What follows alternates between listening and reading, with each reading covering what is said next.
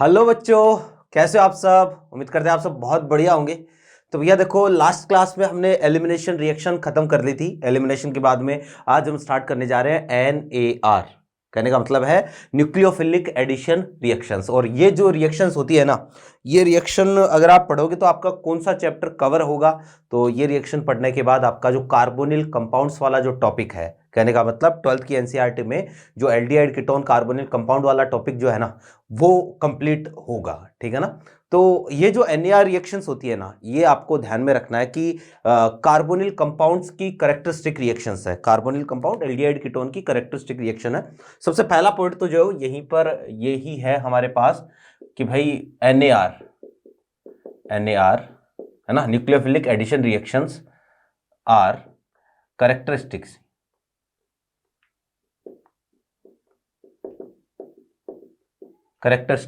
reactions of carbonyl compounds। ठीक है। तो सबसे पहली चीज तो ये ध्यान में रखनी है कि ये जो है वो कार्बोनिल कंपाउंड की कैरेक्टरिस्टिक रिएक्शंस है ना। कि जैसे कॉमनली एल्डिहाइड और कीटोन की बात करें तो एल्डिहाइड कीटोन जनरली या कॉमनली जो किस तरीके की रिएक्शंस देती है, इस तरीके की रिएक्शंस एल्डिहाइड कीटोन आपको देंगे। ठीक है, चलो ठीक है। अब ये रिएक्शंस जो है वो होती क्या है, NAR रिएक्शंस क्या है। तो मैंने कहा देखो, कार्बोनिल कंपाउंड है ना हमारे पास, तो उसमें ये कार्बोनिल ग्रुप होगा, कार्बोनिल ग्रुप। ठीक है। और एल्डिहाइड या कीटोन जो है वो हो सकता है। तो रिएक्शन यहां पर हमें करवानी होती है किसी रिएजेंट के साथ। अब यार रिएजेंट जो है वो हमारे पास देखो एक पेयर होगा, इलेक्ट्रोफाइल और न्यूक्लियोफाइल का एक पेयर होगा। तो इसकी रिएक्शन जो है, जैसे मैं इसको यूं बोल देता हूं इलेक्ट्रोफाइल और ये nucleophile, nucleophile negative, electrophile positive. तो जब रिएक्शन होगी ना NAR, जब रिएक्शन होगी तो एक इस तरीके का कंपाउंड बनेगा O, इलेक्ट्रोफाइल तो ऑक्सीजन पर और न्यूक्लियोफाइल जुड़ेगा कहाँ पर, कार्बन पर। इस तरीके की रिएक्शन होगी, इसी को हम क्या बोलते हैं, NAR बोलते हैं। और ज्यादातर केस में आप ये चीज ऑब्जर्व करोगे कि जो इलेक्ट्रोफाइल है ना, वो क्या होगा, वो H+ होगा। अब डायरेक्टली आते हैं, देखो ये रिएक्शन कैसे चलती है, कैसे प्रोसीड होती है, मैकेनिज्म क्या है रिएक्शन की। तो आप ये समझना कि सबसे पहले जो रिएजेंट है ना हमारा इलेक्ट्रोफाइल न्यूक्लियोफाइल, ये रिएजेंट जो है वो क्या होगा, ब्रेक होगा, E+ और ये साथ पे Nu-, ये इस तरीके से क्या होगा, टूटेगा। अब जो फर्स्ट स्टेप है, सबसे पहले जो है इस तरीके की रिएक्शन होगी तो हमारे पास क्या होगा ना, न्यूक्लियोफाइल का अटैक होगा। सबसे पहले ये न्यूक्लियोफाइल अटैक किया। अब न्यूक्लियोफाइल कहाँ अटैक करेगा, तो भैया न्यूक्लियोफाइल का अटैक वहां पर होगा या उस जगह होगा जहां इसको पॉजिटिव चार्ज मिलेगा। अब पॉजिटिव चार्ज कहाँ मिलेगा, तो आप देखो कि यहाँ पर ऑक्सीजन पर चार्ज कैसा है, ऑक्सीजन ज्यादा इलेक्ट्रोनेगेटिव, पार्शियल नेगेटिव। कार्बन पर चार्ज कैसा आएगा, पॉजिटिव। तो ये न्यूक्लियोफाइल जो इस कार्बन पर अटैक करेगा, जैसे ही अटैक करेगा तो ऑक्सीजन बॉन्ड के इलेक्ट्रॉन विड्रॉ कर लेगा।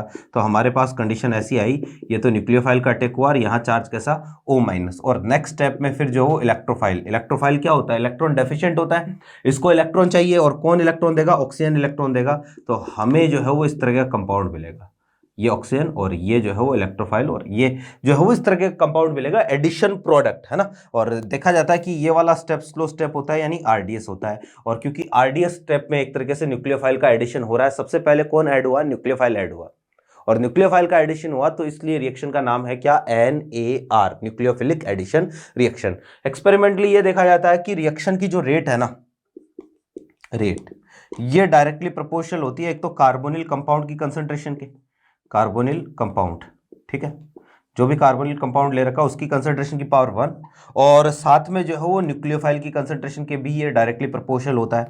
तो इसलिए ओवरऑल जो रिएक्शन का ऑर्डर है वो कितना आता है, 2 आता है। सेकेंड ऑर्डर की ये एक रिएक्शन होती है। ठीक है, तो ये है। अब ध्यान ये रखना कि देखो न्यूक्लियोफाइल का अटैक, अच्छा एक हमने पढ़ी थी SN2TH रिएक्शन या एसाइल ग्रुप NSR रिएक्शन। अब उसमें और इसमें क्या डिफरेंस है, जैसे मान लो अपने पास जो वो आप ये कहो कि कार्बोक्सिलिक एसिड और कार्बोक्सिलिक एसिड के जो डेरिवेटिव है, जो कार्बोक्सिलिक एसिड के डेरिवेटिव है उनकी कैरेक्टरिस्टिक रिएक्शन होती है एसाइल ग्रुप NSR, है ना। तो वहां क्या था, इसी तरीके का जो वो एक अपने पास अरेंजमेंट था, या ये ही CO ग्रुप वहां पर भी था, लेकिन यहां पर Z लगा था और Z क्या बन रहा था, लिविंग ग्रुप बन रहा था। और यहां पर जो वो एल्डिहाइड कीटोन अगर है तो यहां H होगा या फिर R होगा।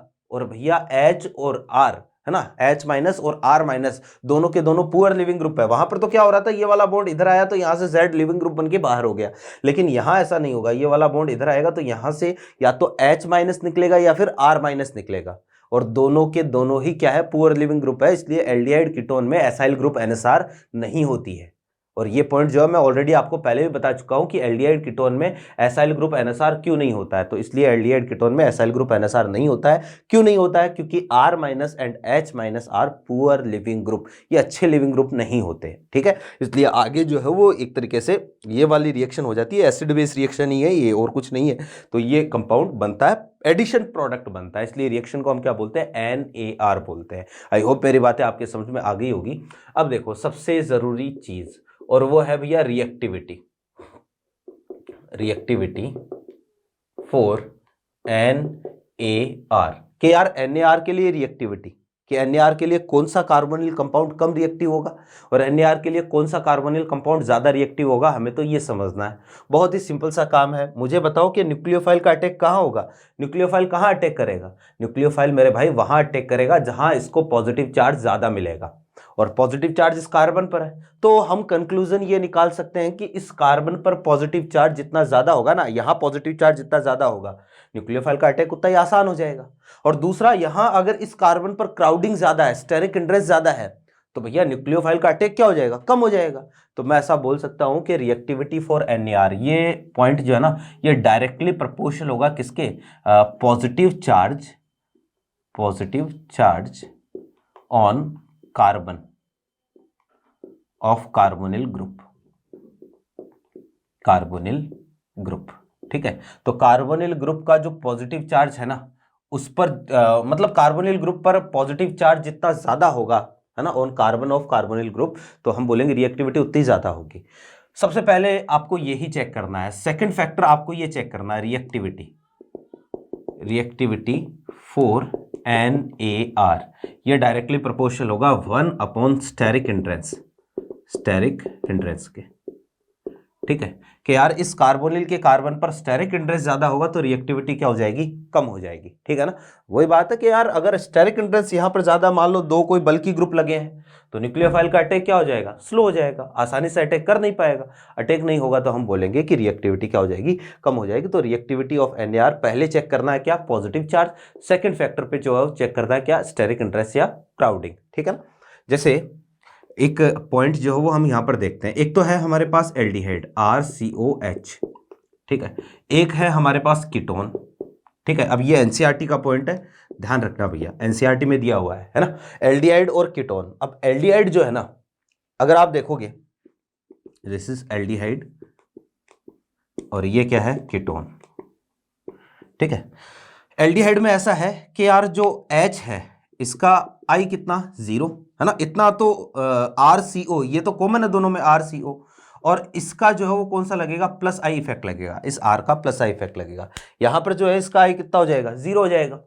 तो अब इससे क्या फर्क पड़ेगा, इससे भैया जी फर्क ये पड़ेगा कि ये जो R है ना, ये क्या करेगा, इस कार्बन पर एक तरीके से ऑक्सीजन बॉन्ड के इलेक्ट्रॉन विड्रॉ करेगा, तो ये R जो है उसको इलेक्ट्रॉन दे देगा, और R ने इलेक्ट्रॉन दे दिया तो इसका पॉजिटिव चार्ज क्या हो जाएगा, कम हो जाएगा, ठीक है। एक तो ये है, और पॉजिटिव चार्ज कम हुआ तो यहां पर रिएक्टिविटी भी NAR के लिए कम हो जाएगी। दूसरा भैया, ये R जो है, हाइड्रोजन के कारण कोई स्टेरिक इंटरेस्ट होता नहीं है, ये हमें अच्छे से पता है।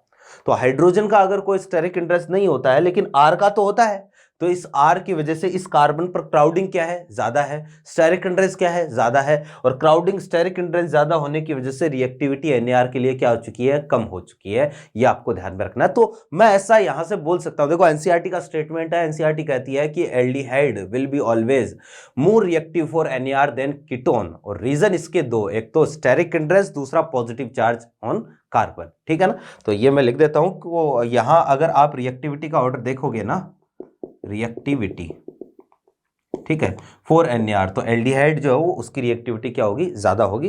तो इसको जो है वो हम देख लेते हैं, इसको मिटा रहा हूं।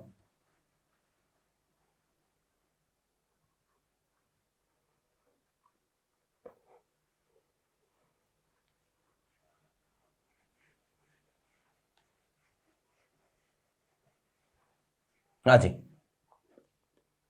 तो ऐसा है, देखिएगा,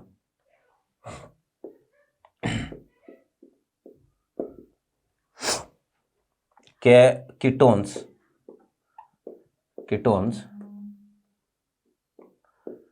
are less reactive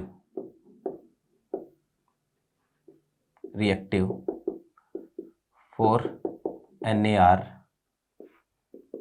than aldehyde due to, ठीक है, पहला लेस पॉजिटिव चार्ज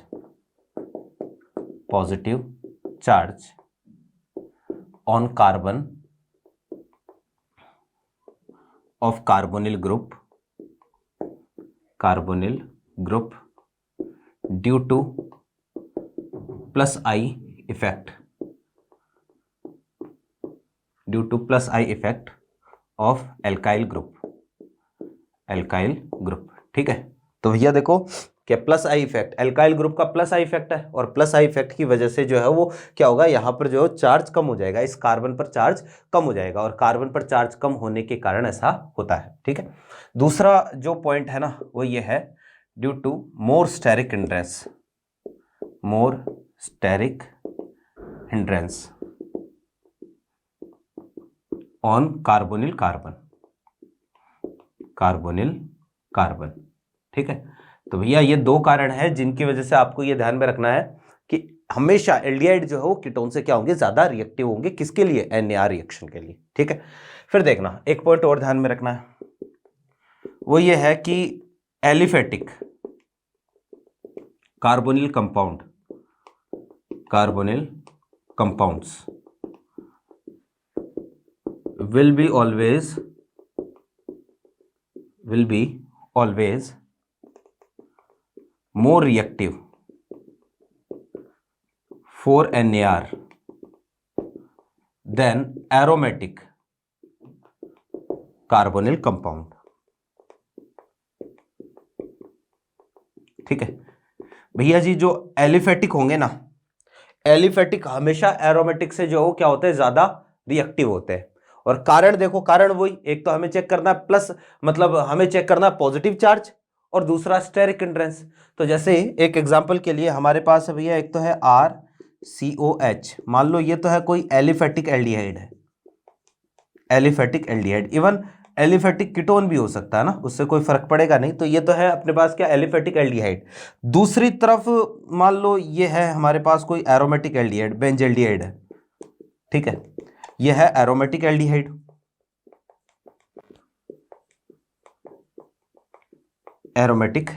तो एक तो है एलिफेटिक एल्डिहाइड, दूसरा है एरोमेटिक एल्डिहाइड। अब इन दोनों में से ज्यादा रिएक्टिव कौन होगा, तो एलिफेटिक एल्डिहाइड ज्यादा रिएक्टिव होगा, रिएक्टिविटी, ठीक है, 4NAR के लिए कौन ज्यादा रिएक्टिव होगा, एलिफेटिक एल्डिहाइड ज्यादा रिएक्टिव होगा। देखो क्यों होगा ज्यादा रिएक्टिव, ये समझना कि यार यहां पर जैसे ही जो इस कार्बन पर पॉजिटिव चार्ज आएगा, ये वाला जो इसको इलेक्ट्रॉन दे देगा, कहने का मतलब इसका जो है वो प्लस M इफेक्ट लग जाएगा। अब फिनाइल का जो है वो इंड्यूस्ड प्लस M होता है, कि भाई डिपेंड करता है इधर कौन सा ग्रुप जुड़ा है। तो आप देखोगे, देखो CO का अगर -M है तो फिनाइल इलेक्ट्रॉन देगा, फिनाइल का +M हो जाएगा। तो यहां पर जैसे ही पॉजिटिव चार्ज ऑक्सीजन बॉन्ड के इलेक्ट्रॉन विड्रॉ करेगा ना, इस कार्बन पर चार्ज कैसा, पॉजिटिव, और पॉजिटिव चार्ज आते ही इसने जो इधर इलेक्ट्रॉन दे दिए और फिनाइल ने इलेक्ट्रॉन दे दिए, तो पॉजिटिव चार्ज वापस से कम हो जाएगा, है ना। तो एक तो ये कारण। दूसरा कारण भैया, फिनाइल का स्टेरिक इंड्रेस भी तो होता है, जो फिनाइल ग्रुप होता है उसका भी अपने आप ठीक ठाक स्टेरिक इंड्रेस होता है। तो स्टेरिक इंड्रेस दूसरा +M के कारण हमेशा एलिफेटिक जो भी एरोमेटिक, मतलब आप मानो कि एलिफेटिक कार्बोनिल कंपाउंड जो होंगे, चाहे एलिफेटिक एल्डिहाइड हो चाहे एलिफेटिक कीटोन हो, वो हमेशा एरोमेटिक एल्डिहाइड और एरोमेटिक कीटोन से क्या होंगे, ज्यादा रिएक्टिव होंगे NAR के लिए। क्लियर है बात। तो मेरे ख्याल से मेरी बातें आपके समझ में आ गई होगी। अब देखना कुछ एक हम एग्जाम्पल करते हैं इसी पर, है ना, कि कई बार क्वेश्चन आ जाता है 3-4 कंपाउंड दे देगा और आपको बोलेगा कि यार इनको NAR की रिएक्टिविटी के ऑर्डर में अरेंज करो। तो आपको क्या करना है, देखिएगा, आसान सा काम है भैया, कोई मुश्किल काम नहीं है।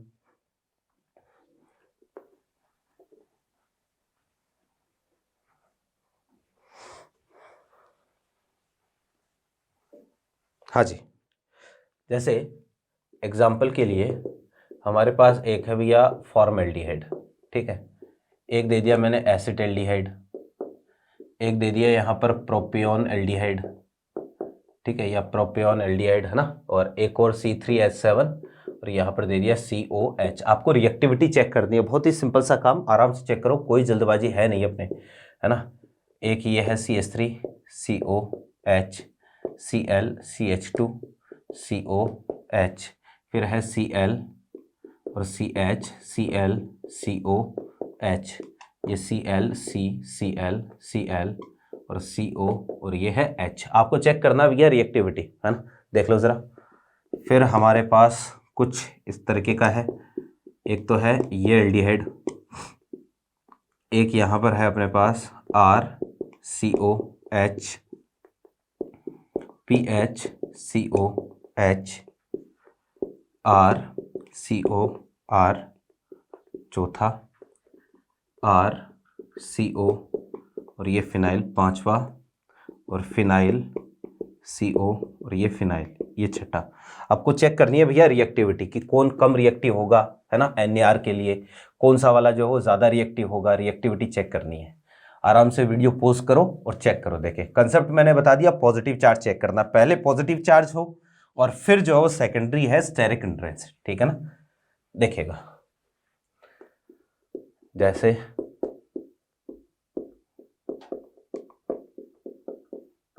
एक ये हो गया,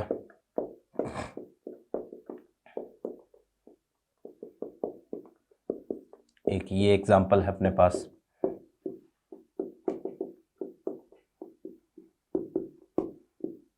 एक ये कोई एग्जाम्पल है,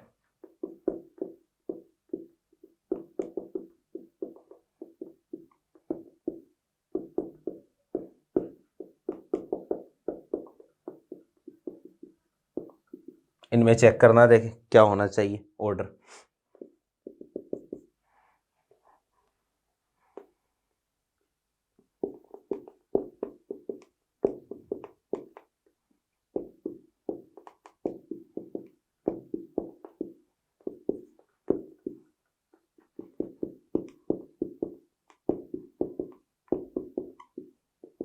हाँ जी, देखो कि NAR के लिए हमें रिएक्टिविटी का ऑर्डर चेक करना है। सीधा सा काम है कि भाई यहाँ हाइड्रोजन का कोई आई नहीं होता, हाइड्रोजन का इंडक्टिव इफेक्ट कितना, 0, दोनों तरफ हाइड्रोजन का इंडक्टिव इफेक्ट 0।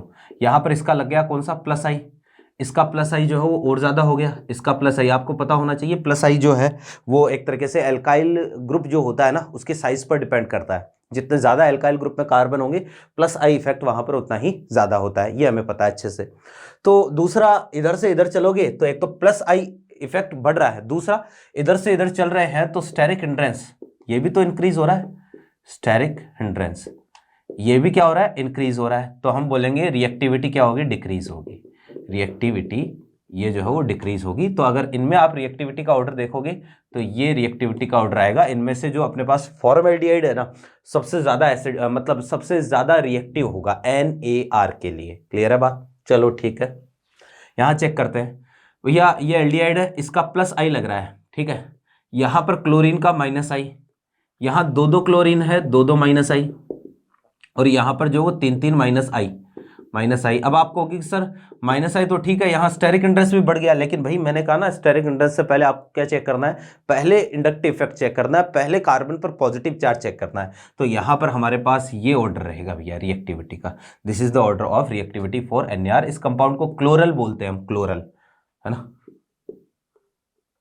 क्लोरल, ठीक है, कॉमन नेम है इसका। तो ये भी आपको ध्यान में रखना है, क्योंकि कई बार जो है ना डायरेक्टली केवल नाम ही लिखा हुआ मिलता है कि भैया CHO है अपने पास, और CHO पर 3 जो है आपने यहाँ पर Cl लगा रखे हैं, ठीक है। फिर यहाँ पर चेक करते हैं, अब इनमें देखना जरा, ये फॉर्मल्डिहाइड है, ये भी एल्डिहाइड है, लेकिन यहाँ पर इसका प्लस आई लगेगा। फिर ये जो वो एरोमेटिक हो गया, ये क्या है, ये एरोमेटिक एल्डिहाइड है, और एरोमेटिक एल्डिहाइड में जो है वो यहाँ पर फिनाइल जब लगाएगा तो प्लस M लगाएगा, है ना। और फिर ये कीटोन है, ये कीटोन है, तो यहाँ पर प्लस आई ज़्यादा हो गया, और प्लस आई ज़्यादा होगा तो यहाँ बीच वाले कार्बन पॉजिटिव चार्ज कम हो जाएगा, रिएक्टिविटी उतनी ही कम होगी। फिर यहाँ पर ये एरोमेटिक आ गया तो इसका प्लस M लग गया, और इधर से जो वो ये दोनों तरफ से प्लस M लगेगा तो यहाँ पॉजिटिव चार्ज सबसे कम हो जाएगा। और वैसे भी हमें ये पता है कि जो एल्डिहाइड है उनकी रिएक्टिविटी कीटोन से हमेशा ज़्यादा होती है। तो सबसे ज़्यादा रिएक्टिव होगा कौन सा, पहला, पहले के बाद दूसरा आ जाएगा, फिर कौन सा, तीसरा, फिर कौन सा, चौथा, फिर रिएक्टिविटी में चौथे के बाद में आएगा 5वां, और सबसे लिस्ट रिएक्टिव होगा कौन सा, छठा, ठीक है ना। यहां चेक करते हैं, अब इनमें देखना जरा कि NO2 का -M लगेगा, OCH3 का +M लगेगा, तो +M वाला तो रिएक्टिविटी को कम करेगा, है ना, क्योंकि +M की वजह से यहां पर पॉजिटिव चार्ज डिक्रीज हो जाएगा, कम हो जाएगा, रिएक्टिविटी कम हो जाएगी। फिर यहां चेक करते हैं, तो NO2 का -M लगा, -M यहां पर पॉजिटिव चार्ज इंक्रीज करेगा। Cl का हमें पता है कि +M होता है, लेकिन -I ज्यादा डोमिनेट करता है, इसका -M। अब यार सबसे ज्यादा रिएक्टिव इनमें से कौन सा होना चाहिए? आप सोच रहे हो कि सर दूसरा सबसे ज्यादा रिएक्टिव होगा, है ना। भैया ऐसा नहीं है, पहला सबसे ज्यादा रिएक्टिव होगा, फर्स्ट सबसे ज्यादा रिएक्टिव होगा। क्यों? क्योंकि ये जो एलिफेटिक है, एलिफेटिक, और ये बाकी सारे के सारे जो कैसे हैं, एरोमेटिक है, एरोमेटिक, ठीक है। इसको हम बोलेंगे फिनाइल एसिटाल्डिहाइड। ये एसिटाल्डिहाइड है, मतलब यहां CH3 होता तो एसिटाल्डिहाइड होता ना, तो H हटा के एक फिनाइल लगा दिया, तो this is phenyl acetaldehyde, acid aldehyde, ठीक है। तो फिनाइल एसिड एल्डिहाइड है, और ये क्या है, एलिफेटिक है। आपको कि सर एलिफेटिक कैसे है? भैया मैंने जो वो एरोमेटिसिटी वाले टॉपिक में भी आपको बताया था कि अगर फंक्शनल ग्रुप डायरेक्टली बेंजीन से अटैच है, डायरेक्टली बेंजीन से जुड़ा हुआ है, तो जो है वो कैसा होगा, एरोमेटिक होगा। जैसे यहाँ पर फंक्शनल ग्रुप डायरेक्टली बेंजीन से जुड़ा हुआ है तो एरोमेटिक, और बीच में अगर कोई कार्बन है तो वो कैसा होगा, एलिफेटिक होगा। तो यहाँ पर फर्स्ट सबसे ज्यादा रिएक्टिव होगा, क्योंकि एलिफेटिक हमेशा एरोमेटिक से ज्यादा रिएक्टिव होते हैं। अब इन सबको कंपेयर कर लो, तो इन सब में दूसरा हो जाएगा, फिर कौन सा पांचवा हो जाएगा, फिर कौन सा चौथा, और तीसरा वाला सबसे लिस्ट रिएक्टिव होगा, सबसे कम रिएक्टिव होगा। और ऐसे ही यहां अगर आप चेक करोगे तो इसका कौन सा इफेक्ट लगेगा, -I, इसका भी कौन सा लगेगा, -I। यहां पर जो कोई -I वाला है नहीं, तो सबसे ज्यादा रिएक्टिव तीसरा, फिर कौन सा हो जाएगा, दूसरा, फिर कौन सा हो जाएगा, पहला। तो अगर आपको किसी क्वेश्चन में पूछे कि NAR के लिए रिएक्टिविटी ऑर्डर क्या होगा, एल्डिहाइड और कीटोन का, तो भैया ये हमारे पास NAR के लिए रिएक्टिविटी ऑर्डर है, ठीक है। एक चीज और बता दूं कि जो बच्चे ऑफलाइन पढ़े थे, है ना, तो उनके लिए जो है वो वहां पर NAR से पहले मैंने ग्रिग्नार्ड रिएजेंट करवाया था, उससे कोई फर्क नहीं पड़ता है। मैं यहाँ पर NAR करवाऊंगा।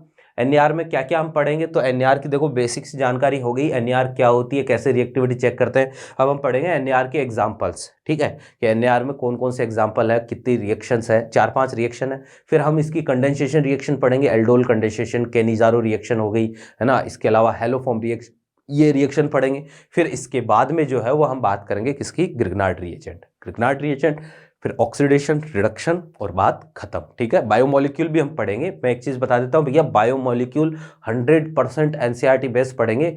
NCERT लाइन टू लाइन जो है बायोमोलिक्यूल हम पढ़ने वाले हैं पैनल पर। NCERT की हर एक लाइन का मतलब मैं आपको समझाऊंगा, ठीक है ना। तो यहां पर नेक्स्ट जो पॉइंट है वो है, एक चीज देखना कि हम जब बात कर रहे हैं रिएक्टिविटी की, है ना, तो रिएक्टिविटी में ही एक छोटा सा पॉइंट और है कि अगर हम NAR रिएक्शन करवा रहे हैं और NAR रिएक्शन में एसिडिक मीडियम में अगर NAR करवाएं तो रेट पर क्या फर्क पड़ेगा, ठीक है।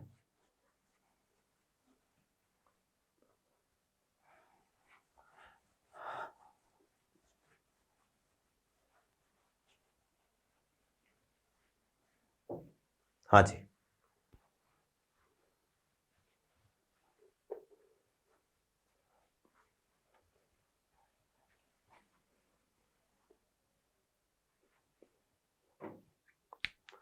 देखो कि भाई if acidic medium is taken in NAR, है ना, कि अगर मान लो NAR रिएक्शन हम करवा रहे हैं और वहां पर आपने एसिडिक मीडियम ले लिया, एक तो न्यूट्रल मीडियम में है, जैसे कि ये कंडीशन है, ठीक है, और ये रिएजेंट हमने इलेक्ट्रोफाइल न्यूक्लियोफाइल के साथ रिएक्शन करवाई। रिएक्शन होती है कौन सी, NAR, है ना, यहाँ पर है न्यूट्रल मीडियम, और न्यूट्रल मीडियम में रिएक्शन करवाई तो यहाँ पर आया O, और ये इलेक्ट्रोफाइल तो ऑक्सीजन पर जुड़ेगा, और ये न्यूक्लियोफाइल जो कहाँ जुड़ेगा, कार्बन पर, है ना। और रिएक्शन जब हुई तो मान लो इस रिएक्शन की रेट है R1, ठीक। और सेकंड केस है हमारे पास भैया जी एसिडिक मीडियम में, है ना, कि H+ है और साथ में जो है वो ये इलेक्ट्रोफाइल न्यूक्लियोफाइल है, NAR रिएक्शन हुई और यहाँ पर मीडियम कैसा है, एसिडिक मीडियम। तो और एसिडिक मीडियम में भी रिएक्शन तो वैसे ही चलेगी, प्रोडक्ट भी वही बनेगा, ठीक है। मैंने कहा ना आपको ज्यादातर केस में ये जो है इलेक्ट्रोफाइल वो कौन होगा, वो H+ इलेक्ट्रोफाइल होगा ज्यादातर केस में, है ना। तो यहां पर हमारे पास ये कंडीशन है R2।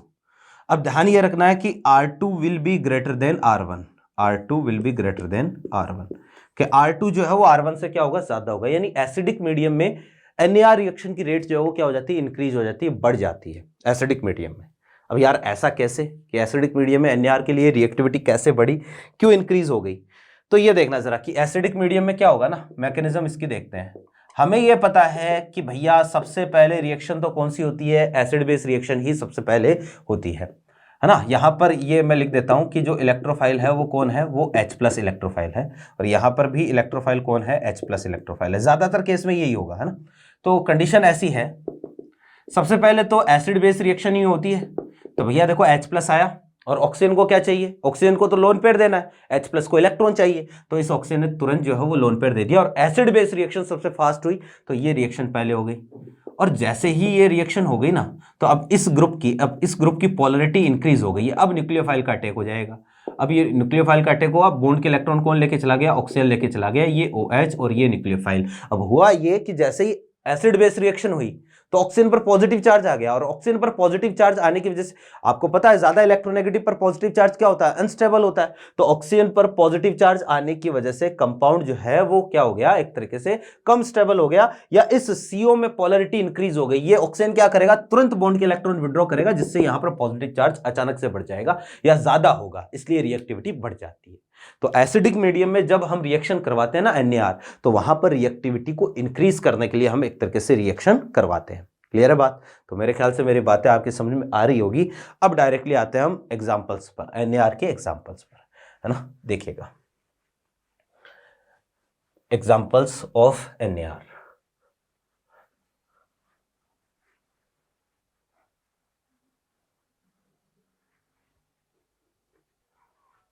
हाँ जी,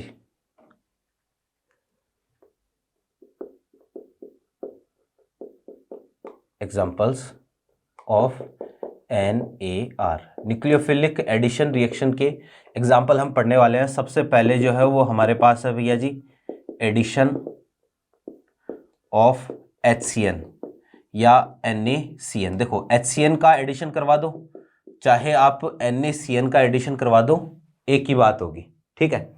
और क्या करवाना है ये भी आप समझ लो कि ये हमारे पास कार्बोनिल है, और कार्बोनिल पर हम रिएक्शन करवाएंगे एक तरीके से NaCN की हम रिएक्शन करवाएंगे। तो NaCN जो है ये ब्रेक होगा, कैसे, Na+ और Cn- में, और ये Cn- हमारा क्या है, न्यूक्लियोफाइल है ना। और न्यूक्लियोफाइल हमें पता है वहां अटैक करता है जहां पर इसको पॉजिटिव चार्ज दिखेगा। तो भैया ये कार्बोनिल कंपाउंड, ध्यान रखना ये एल्डिहाइड है या फिर ये जो है वो क्या है, कीटोन है।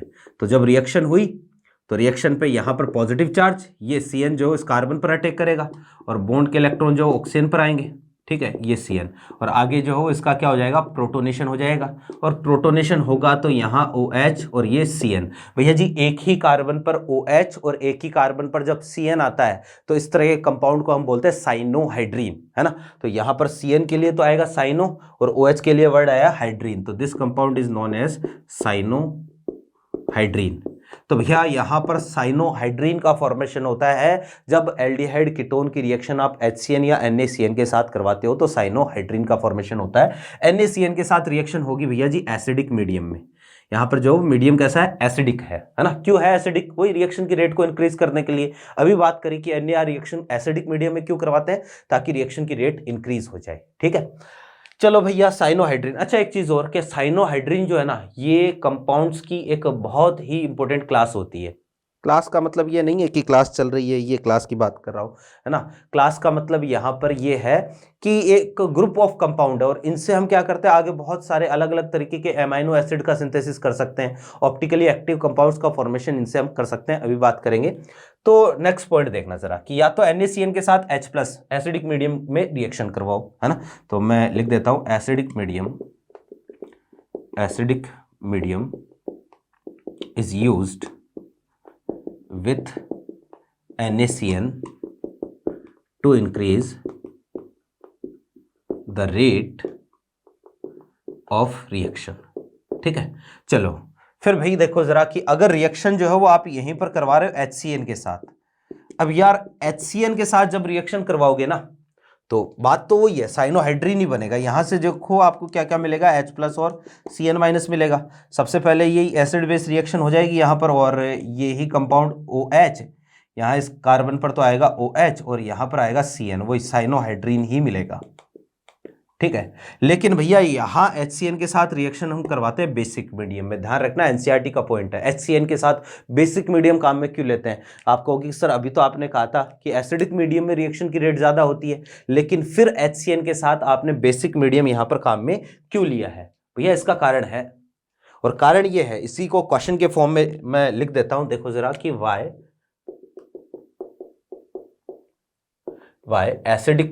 बेसिक मीडियम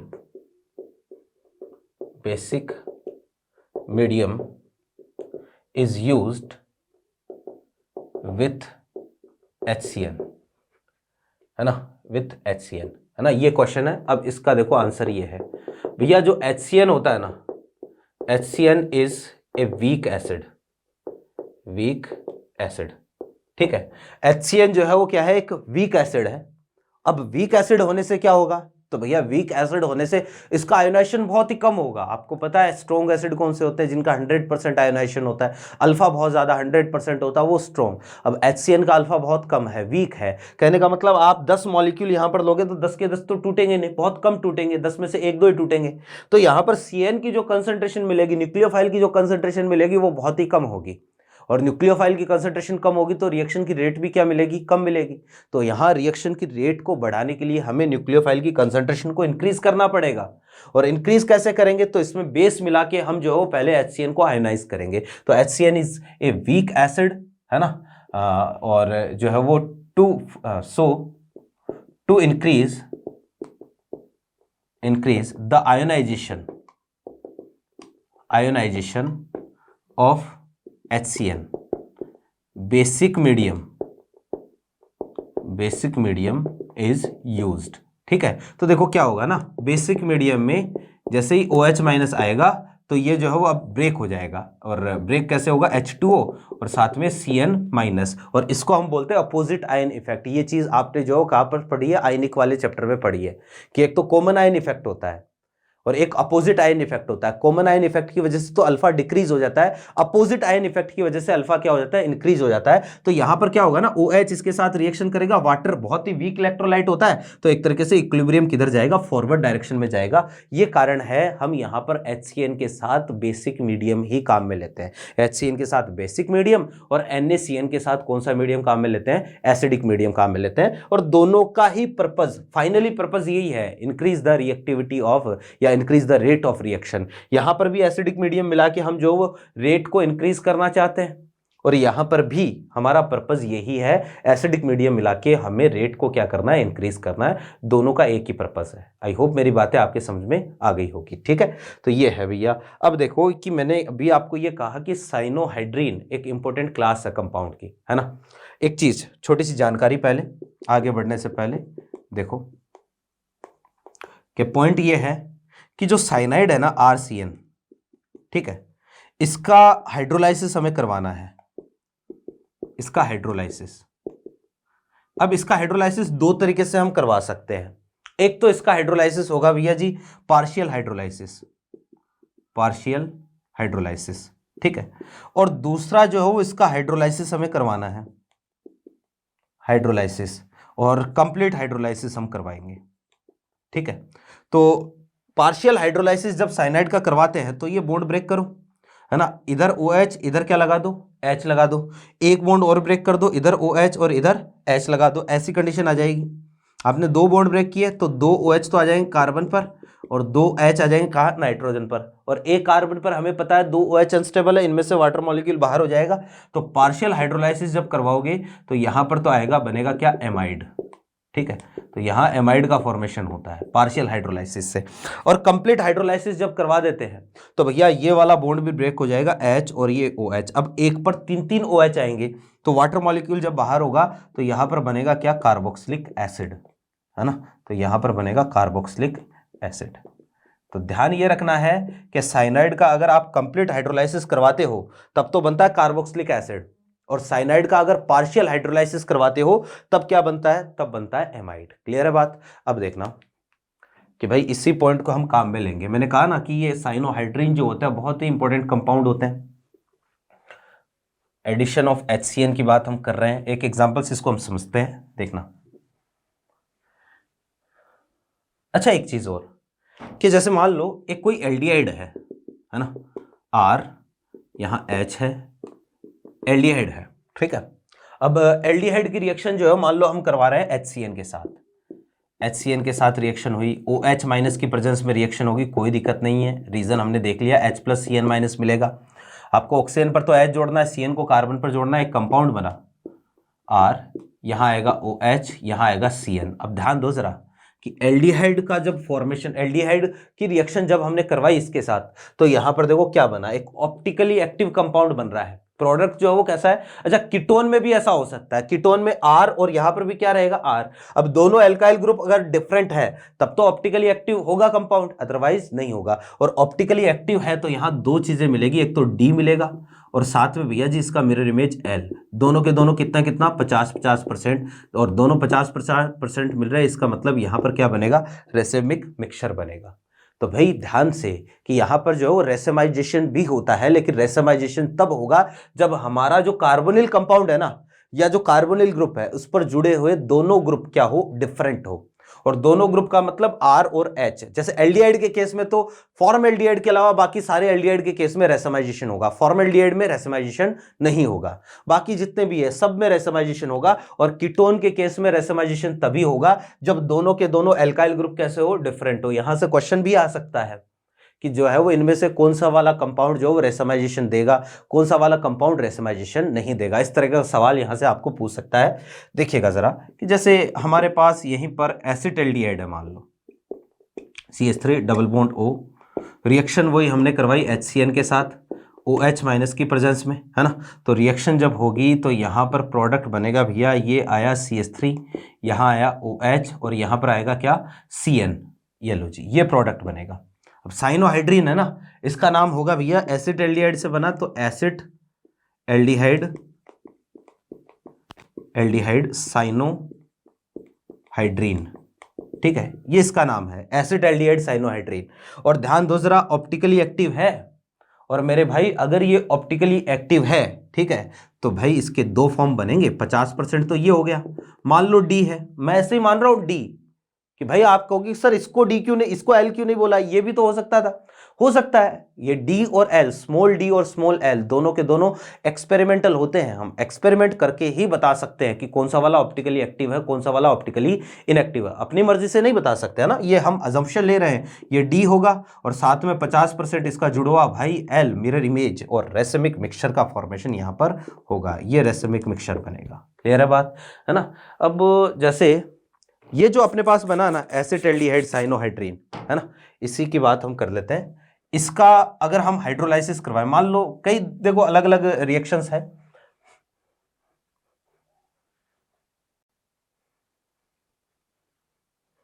हाँ जी, देखना कि जैसे एसिटाल्डिहाइड साइनोहाइड्रीन है, अच्छा इसको मैं यू बना दूं, चलो ऐसा ही पड़ा रहने दो, क्या फर्क पड़ेगा, इससे कोई फर्क नहीं पड़ेगा। ये OH है, ये H है ना, ये CH3 है, ये CN है। अब इसका जो है वो एक तो हमने करवा दिया हाइड्रोलाइसिस, ठीक है, हाइड्रोलाइसिस।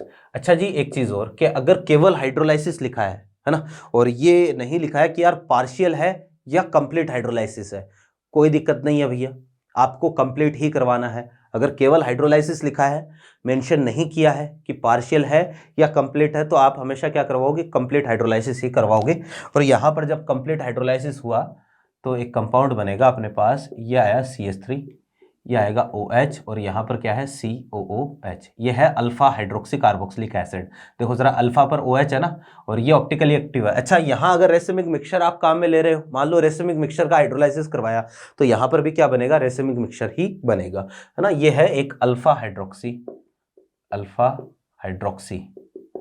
कार्बोक्सिलिक एसिड, ठीक है। फिर देखो कि अगर मान लो इसकी रिएक्शन जो है वो आपने सबसे पहले करवाई Al2O3 के साथ, इसको हीट किया। अब Al2O3 के साथ हीट करोगे ना, तो यहां से जो वही मैंने पिछली क्लास में एलिमिनेशन में आपको बताया था, E2 एलिमिनेशन होगा, है ना। ये अल्फा हो गया, ये बीटा हो गया, अल्फा बीटा से वाटर मॉलिक्यूल बाहर, क्या बनेगा, एल्कीन बनेगा पहले, है ना, और एल्कीन बना। सेकंड स्टेप में आपने रिएक्शन करवा दी मान लो NH3 के साथ, तो NH3 के साथ वही एल्कीन पर NH3 का एडिशन हो जाएगा, EAR रिएक्शन हो जाएगी। तो EAR रिएक्शन मैं चलो पूरा बता देता हूं आपको। EAR रिएक्शन होगी और थर्ड स्टेप में आपने इसका करवा दिया हाइड्रोलाइसिस। देखो जी क्या होगा, आप डायरेक्टली ऐसा भी कर सकते हो, NH3 की रिएक्शन करवा के इसको हीट भी कर सकते हो, यहां से वाटर मॉलिक्यूल जो है बाहर हो जाएगा और जो है वो ये कंपाउंड बनेगा, यहाँ CH3, यहाँ आएगा NH2, यहाँ CN, है ना, कि अगर हाइड्रोलाइसिस नहीं करवाओगे तो यहां तक की रिएक्शन में ये वाला प्रोडक्ट बनेगा। अब हाइड्रोलाइसिस करवा दिया तो जो CN है ना, CN ये कन्वर्ट हो जाएगा किसमें, COOH में। क्लियर है बात। और ये देखना जरा कि ये अल्फा है, ये है एक alpha amino acid, alpha amino acid. आपने एमिनो एसिड का नाम तो सुना होगा, ठीक है। और एमिनो एसिड क्या होता है, अल्फा कार्बन पर जो है NH2 ग्रुप होता है, ठीक है, इनको ही हम क्या बोलते हैं, एमिनो एसिड बोलते हैं। और ये COOH है, तो ये एक अल्फा एमिनो एसिड है। इसलिए मैंने आपको कहा था कि ये जो साइनोहाइड्रीन होते हैं बहुत इंपॉर्टेंट कंपाउंड होते हैं। क्यों होते हैं इंपॉर्टेंट कंपाउंड, क्योंकि इनसे हम अल्फा एमिनो एसिड का सिंथेसिस करते हैं, अल्फा एमिनो एसिड बनाने के काम में आते हैं, ठीक है। तो भाई ये है, तो यहां पर मैं लिख देता हूं कि cyanohydrins are important class of compounds, ठीक है, because they can be used to form alpha amino acids, ठीक है। तो भैया ये जो लाइन है ना, ये स्टेटमेंट ध्यान में रखना है, NCERT का स्टेटमेंट है, तो ध्यान में रखना आपको। अल्फा एमिनो एसिड ये जो है इसका नाम होता है भैया एलानिन, ठीक है। और ये जो बना है यहाँ पर ये है अपने पास क्या, लैक्टिक एसिड, ठीक है। तो ये है भैया जी HCN के साथ रिएक्शन। बहुत ही सिंपल सा काम है, आसान सा काम है ना। जैसे एक और हम यहाँ पर क्वेश्चन लेते हैं, और क्वेश्चन कैसे आ सकता है अगर पूछेगा तो, जैसे भैया एग्जाम्पल के लिए हमारे पास है CH3 CH2 CO और ये CO और यहाँ है CH3। मान लो रिएक्शन जो है यहाँ पर करवानी है NaCN और साथ में H2SO4 या H+ दे रखा है। भैया यहाँ पर एसिडिक मीडियम होना चाहिए, ओवरऑल बात ये है। और आपको ये पूछ लिया, इसको क्वेश्चन के फॉर्म में लिख लेते हैं, ठीक है। प्रोडक्ट, ठीक है। तो आपको पूछ लिया total number of isomers of product, ठीक है, और विथ स्टीरियो, ठीक है। आपको पूछ लिया कि प्रोडक्ट में कितने जो है वो आइसोमर बनेंगे, ठीक है। आप समझो कि भाई ये जो है वो यहां पर दे रखा एक्सेस में। अब एक्सेस में दे रखा तो जितने भी कार्बोनिल है ना अपने पास, जितने भी CO ग्रुप है, सब पर रिएक्शन होगी, है ना। और सब पर जो है वो एक तो OH आ जाएगा, एक क्या जुड़ जाएगा, CN जुड़ जाएगा। तो यहां पर कंडीशन ऐसी CH3 CH2 CO और ये CO और ये CH3 है ना, रिएक्शन हम NaCN H+ और ये है एक्सेस। तो एक्सेस है तो हर एक कार्बन पर जो है आप OH और CN दोनों जोड़ोगे, तो यहाँ हमारे पास आ गया CH3 CH2 और यहाँ आया CNOH और यहाँ आया CNOH और ये CH3। ध्यान दो जरा, ये भी ऑप्टिकली एक्टिव, ये भी मतलब दोनों के दोनों कार्बन कैसे है, कायरल कार्बन है। तो अनसिमेट्रिकल कंपाउंड है, N की वैल्यू कितनी 2, तो टोटल यहाँ पर OI कितने बनेंगे, ये बनेंगे 2 की पावर 2 बोले तो 4। तो यानी कि 4 जो है वो आपको यहाँ पर प्रोडक्ट मिलेंगे। आपको ऐसा भी बोल सकता है total number of product with stereo, है ना। तो कितने प्रोडक्ट मिल सकते हैं, 4 तरीके के प्रोडक्ट मिल सकते हैं। आगे हाइड्रोलाइसिस भी इसका करवा सकते हो, तो यहाँ पर क्या आ जाएगा, COOH आ जाएगा, तो भी जो वो 4 ही प्रोडक्ट रहेंगे। तो ये है भैया अपने पास पहली रिएक्शन, किसके साथ रिएक्शन है, HCN के साथ रिएक्शन। बहुत ही आसान सा काम है, सिंपल सा काम है। नेक्स्ट जो है वो हम थोड़ा सा इस पर आगे बढ़ते हैं, देखिएगा।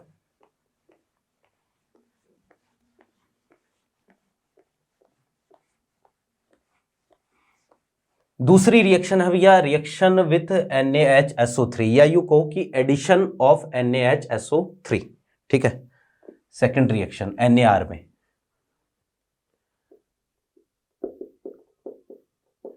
एडिशन ऑफ NaHSO3, और NaHSO3 को हम बोलते हैं भैया सोडियम बाइसल्फाइड, ठीक है, कि यार हमें सोडियम बाइसल्फाइड का एडिशन करवाना है किस पर, वही एल्डिहाइड और कीटोन पर। बहुत ही आसान सा काम है, देखना समझना कि यार जब हमने सोडियम बाइसल्फाइड का एडिशन करवाया तो कंडीशन ऐसी कि ये है हमारे पास कार्बोनिल कंपाउंड, एल्डिहाइड हो सकता है या कीटोन हो सकता है, ठीक है। और यहां रिएक्शन हम करवा रहे हैं NaHSO3 के साथ। भैया जी ये ब्रेक होगा, Na+ और HSO3-, ये इस तरीके से क्या होगा, ब्रेक होगा। अब HSO3- जो है ना, इसकी स्ट्रक्चर ऐसी होती है भैया, ये सल्फर है, ये ऑक्सीजन और ये OH है, ठीक है। और जो है वो अपने पास ये कंडीशन है, सल्फर पर जो है वो नेगेटिव चार्ज, ठीक है ना।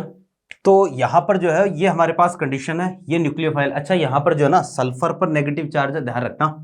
तो सल्फर न्यूक्लियोफाइल है, तो सल्फर अटैक करेगा कार्बन पर, बॉन्ड के इलेक्ट्रॉन कहाँ गए, ऑक्सीजन पर।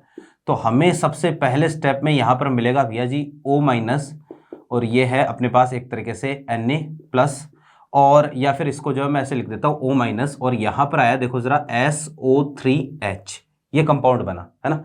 अब देखो कि ये जो सॉल्ट है ना, इसमें ये वाला तो है बेस, ठीक है, और ये वाला क्या है, एसिड। तो यहां पर एसिड बेस रिएक्शन होगी, प्रोटॉन ट्रांसफर होगा, है ना। तो यहां पर हुआ आगे प्रोटॉन ट्रांसफर, ठीक है। ये रिएक्शन जो है वो एक्चुअल में यहां पर जो रिएक्शन है ये रिवर्सिबल होती है, ठीक है। तो प्रोटॉन ट्रांसफर हुआ, प्रोटॉन ट्रांसफर की वजह से यहां पर आया OH और यहां पर आएगा SO3-, या फिर इसको आप ऐसे भी लिख सकते हो, ये आया OH और ये आया SO3Na।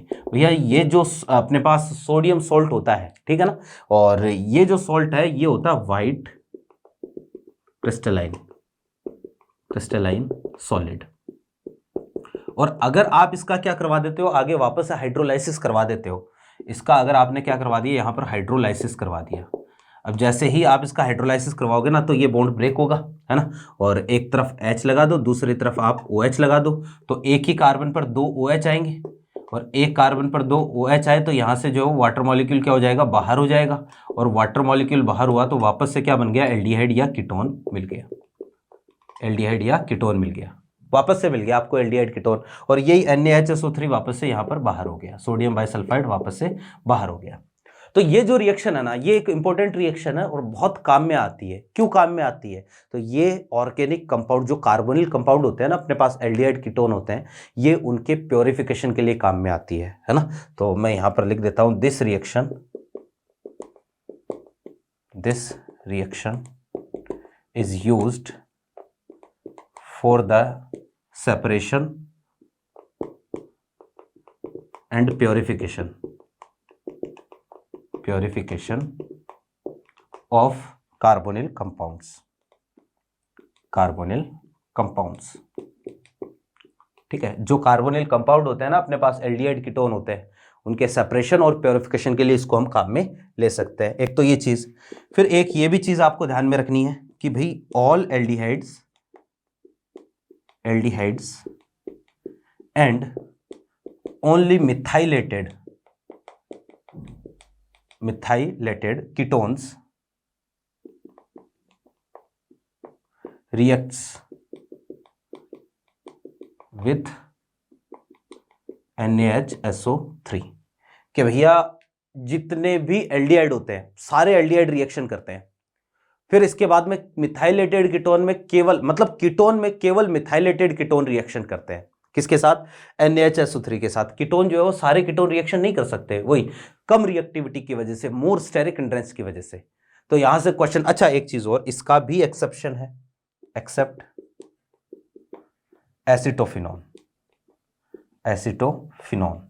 एसिटोफिनॉन जो है वो रिएक्शन नहीं करता है। अब एसिटोफिनॉन में यहां पर क्या है, फिनाइल है और ये CH3 है। ध्यान से देखो जरा, मिथाइलेटेड कीटोन तो है लेकिन एसिटोफिनॉन फिर भी रिएक्शन नहीं करता है। क्यों नहीं करता है, क्योंकि भैया देखो एसिटोफिनॉन में यहां पर इसका +M लगेगा, इंड्यूस्ड +M लगेगा फिनाइल का, जिसकी वजह से इसकी रिएक्टिविटी इतनी कम हो जाती है, स्टेरिक इंड्रेस इतना कम हो जाता, इतना बढ़ जाता है, रिएक्टिविटी इतनी कम हो जाती है कि रिएक्शन नहीं हो पाती है आसानी से, है ना। क्लियर बात। तो ये है हमारे पास। और अब देखो जरा कि यहां से अगर क्वेश्चन पूछता है तो क्वेश्चन जो है वो, एक तो क्वेश्चन ऐसा ही आएगा कि इनमें से कौन सा NaHSO3 सोडियम, अच्छा यहां पर ये भी ध्यान में रखना भैया कि ये जो व्हाइट क्रिस्टलाइन सॉलिड बनता है इसमें कौन सा, इसमें कार्बन सल्फर बॉन्ड है, इसमें कार्बन ऑक्सीजन बॉन्ड नहीं है। कि हमने जो NaHSO3 को तोड़ा, Na+ और HSO3-, तो HSO3- को देखने पर आपको लगेगा कि यार ऑक्सीजन पर नेगेटिव चार्ज ना, ऑक्सीजन न्यूक्लियोफाइल की तरह काम नहीं करता है, यहां पर न्यूक्लियोफाइल की तरह काम करता है सल्फर, क्योंकि सल्फर की न्यूक्लियोफिलिसिटी ऑक्सीजन से ज्यादा होती है। तो यहां पर कार्बन सल्फर बॉन्ड है, न कि कार्बन ऑक्सीजन बॉन्ड है। ठीक है, अब क्वेश्चन जो है वो बिल्कुल ऐसा ही यहां से पूछा जाता है, देखिएगा।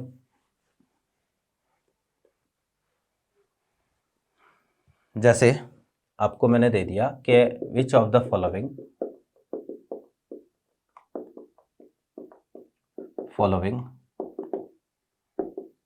Will reacts with NaHSO3। ठीक है, जैसे आपको इनमें से चेक करना है कि भैया कौन सा वाला NaHSO3 के साथ रिएक्शन कर सकता है और कौन सा वाला NaHSO3 के साथ रिएक्शन नहीं कर सकता। ठीक है, कोई जल्दबाजी नहीं है, सोचो आराम से।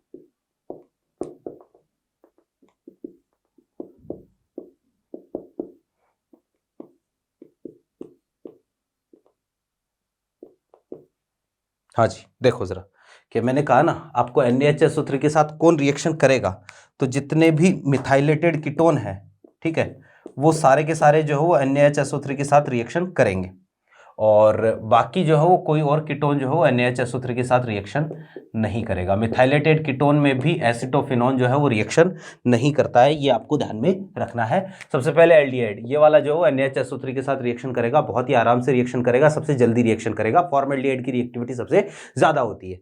फिर यहाँ पर ये भी एल्डिहाइड है, ये भी रिएक्शन करेगा। भैया ये मिथाइलेटेड कीटोन है और इसको हम ये जो है वो एसीटोन होता है, एसीटोन, ठीक है ना, एसीटोन रिएक्शन करता है, मिथाइलेटेड कीटोन है। ये वाला भी रिएक्शन करेगा, ध्यान दो जरा, एक तरफ CH3 है, CO है ना, और ध्यान रखना फिनाइल नहीं होना चाहिए डायरेक्टली यहां पर जुड़ा हुआ, ये वाला इसको हम बोलते हैं भैया बेंजोफिनॉन, और बेंजोफिनॉन रिएक्शन नहीं करता है भैया, मिथाइलेटेड कीटोन होना चाहिए। यहां पर ये एल्डिहाइड है, ये रिएक्शन करेगा, ये वाला जो मिथाइलेटेड कीटोन नहीं है रिएक्शन नहीं करेगा। यहां पर एल्डिहाइड है, रिएक्शन करेगा, ये वाला रिएक्शन नहीं करेगा, एसिटोफिनॉन है, एसिटोफिनॉन, ठीक है, ये वाला भी रिएक्शन नहीं करेगा। एक तरफ मिथाइल होना चाहिए, जैसे मान लो अगर ऐसा होता CH3 और ये CH2CO CH3, अगर ऐसा होता तो देखो एक तरफ मिथाइल हो गया ना, तो कम से कम एक तरफ मिथाइल होना चाहिए तो जो है वो रिएक्शन हो जाएगी, ये वाला करेगा। इसमें जो है वो एक तरफ मिथाइल है, लेकिन ये एक्सेप्शनल केस है, ये रिएक्शन नहीं करता। तो एक तो इस तरह का क्वेश्चन आ सकता है जो अब तक आपने पढ़ा। एक यहां पर ये भी क्वेश्चन आ सकता है, जैसे मान लो जो अभी पहले हमने रिएक्शन पढ़ी थी उस पर बेस्ड है, which of the following will gives racemic mixture with KCnH2SO4।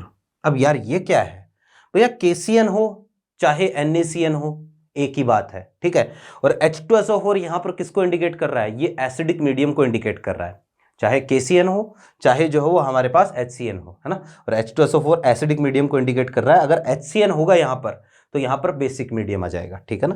तो जैसे आपको ये दे दिया मैंने,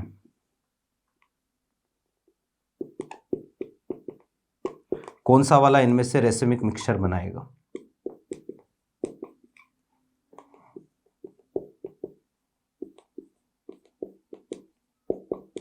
देखो जरा कि मुझे बताओ सबसे पहला वाला रेसिमिक मिक्सचर बना सकता है क्या। मैंने क्या शर्त बताई थी, कंडीशन ये बताई थी कि कार्बन पर जो है ना जुड़े हुए दोनों ग्रुप आपस में कैसे होने चाहिए, डिफरेंट होने चाहिए। ये दोनों सेम है, ये रेसिमिक मिक्सचर नहीं देगा।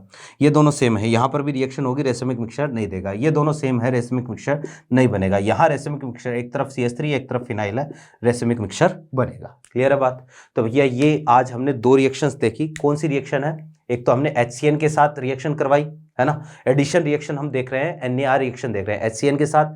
एक जो रिएक्शन हमने करवाई किसके साथ, आप बोल सकते हो NaHSO3 के साथ। नेक्स्ट क्लास में हम क्या पढ़ेंगे, एक तो रिएक्शन हम करवाएंगे अल्कोहल के साथ, वाटर के साथ रिएक्शन करवाएंगे, अमोनिया और अमोनिया डेरिवेटिव के साथ रिएक्शन करवाएंगे। ये अपना मेजर पोर्शन रहेगा अगली क्लास का, है ना। और आप ये मानो कि 3 से 4 लेक्चर में ये चीज़ कंप्लीट हो जाएगी, तो बहुत जल्दी हम सिलेबस खत्म कर लेंगे यहाँ पर, ठीक है ना। और पहले जो है वो बात 20 तारीख की थी, लेकिन 20 तक जो वो अपना बीच में 1-2 क्लासेस डिस्टर्ब हो गई, तो उसकी वजह से नहीं हो पाया। कोई दिक्कत नहीं है, फरवरी लास्ट तक हम कंप्लीट कर ही लेंगे, ठीक है ना। तो यहाँ से हम नेक्स्ट क्लास में कंटिन्यू करते हैं। उम्मीद करता है आपकी पढ़ाई अच्छी चल रही होगी, और नहीं कर रहे हो पढ़ाई तो अभी करना स्टार्ट कर दो, क्योंकि भैया अभी भी टाइम है। आपके DTS चालू हो गए होंगे, जिस भी कोचिंग में आप पढ़ते हो, लगभग हर कोचिंग में जो DTS स्टार्ट हो जाते हैं यहाँ पर, है ना। या तो फरवरी लास्ट तक हो जाएंगे या फिर मार्च फर्स्ट वीक में हो जाएंगे, अगर नहीं हुए होंगे तो पढ़ाई करना स्टार्ट कर दो। DTS के शेड्यूल को प्रॉपर फॉलो करो, सिलेबस कंप्लीट करो और जो है पढ़ाई करो, ठीक है ना। यहाँ से मिलते हैं नेक्स्ट क्लास में, तब तक के लिए अपना खूब ध्यान रखें। Thank you.